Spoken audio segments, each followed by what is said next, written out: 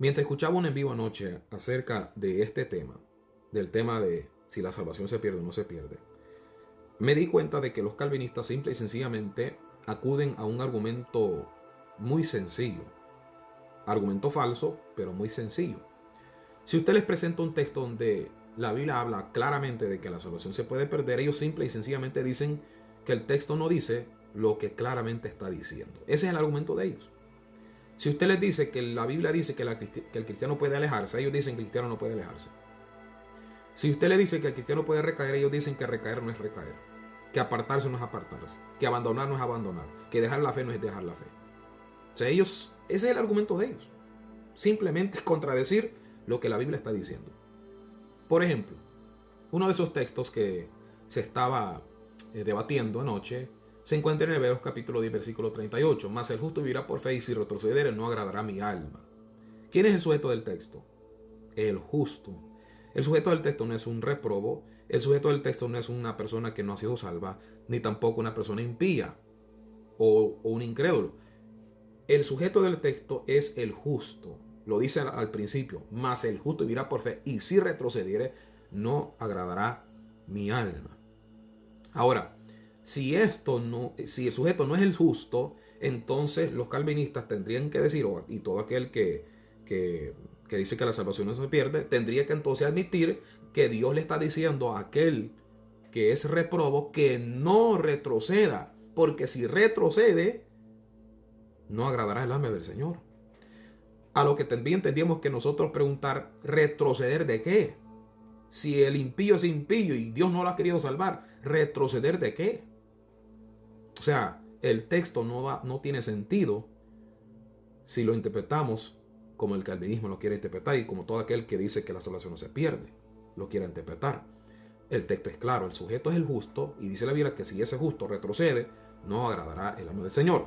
Pero a esto ellos entonces, al ver que no pueden evadir esa verdad, brincan entonces al versículo 39. Verso 39 dice, pero nosotros no somos de los que retroceden para perdición, sino de los que tienen fe para preservación del alma. Escuche bien, en primer lugar usted tiene que saber que cuando el escritor a los hebreos habla de retroceder, está hablando de retroceder para perdición. Si el versículo 39 está hablando de reprobos que retroceden, entonces está diciendo que aquel reprobo retrocedió para perdición. Pero ¿de dónde retrocedió? Porque si ya estaba en perdición no puede retroceder para perdición, ya está en perdición.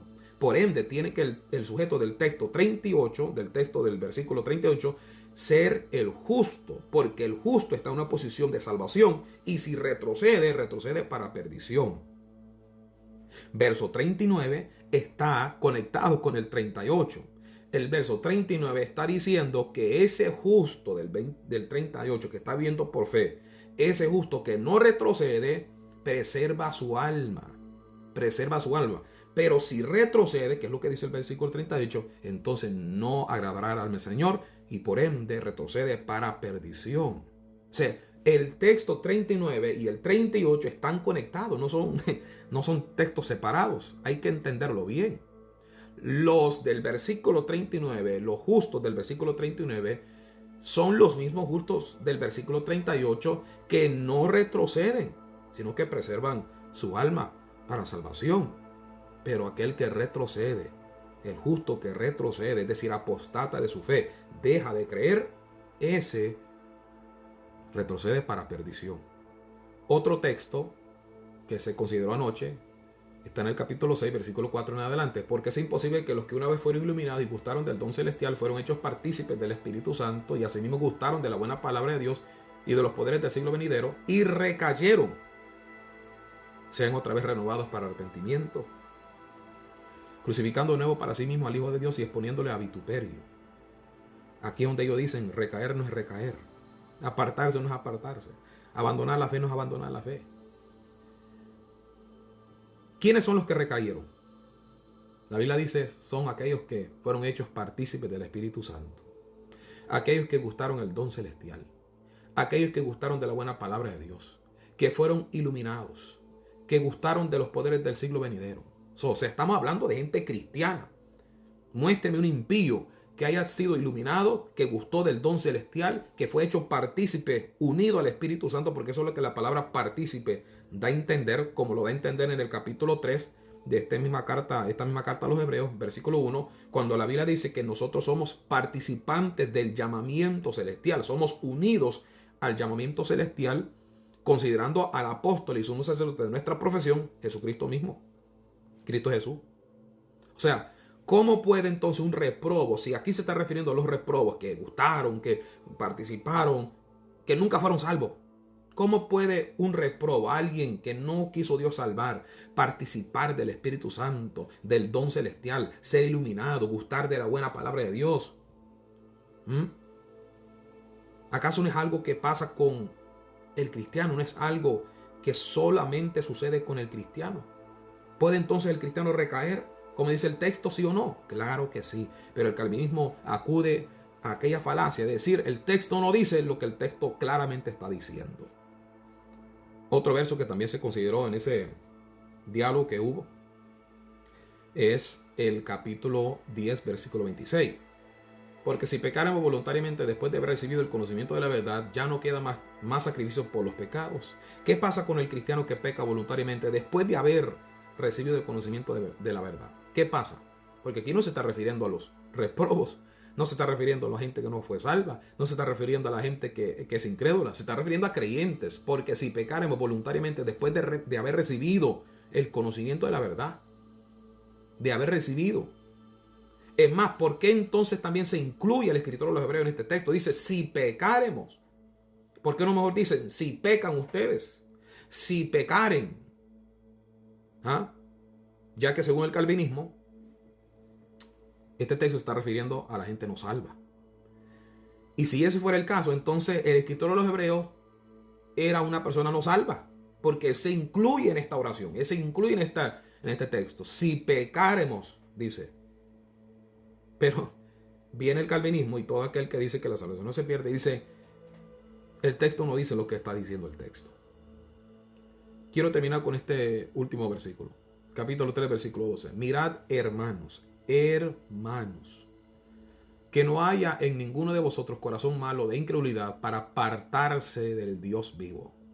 Nuevamente, la falacia, el argumento falso del calvinismo y todo aquel que dice que la salvación no se pierde es apartarse, no es apartarse. Y si en dado caso se aparta, el que se apartó no es que una vez fue salvo, es que nunca fue salvo. O sea, apartarse del Dios vivo es únicamente para los no salvos. O sea, una persona no salva se acercó a Dios, estuvo acercamiento a Dios, Dios lo trajo a él, pero después se apartó, dando a entender que nunca fue salvo. O sea, Dios tiene gente que Él ha traído a Él que no son salvas.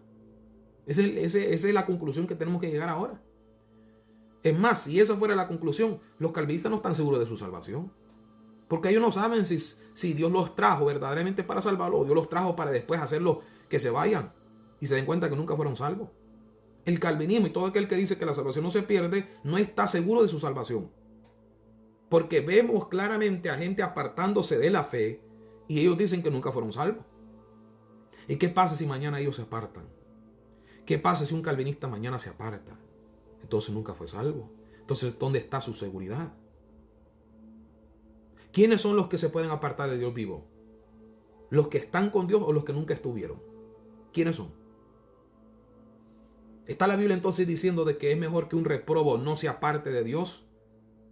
Ya que el escritor advierte de que ninguno haya entre vosotros con un corazón incrédulo, malo, de incredulidad para apartarse del Dios vivo.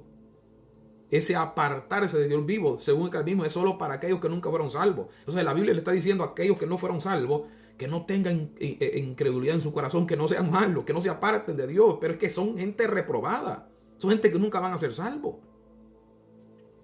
Por eso le digo que ellos acuden a una falacia, a decir que el texto no dice lo que el texto claramente está diciendo.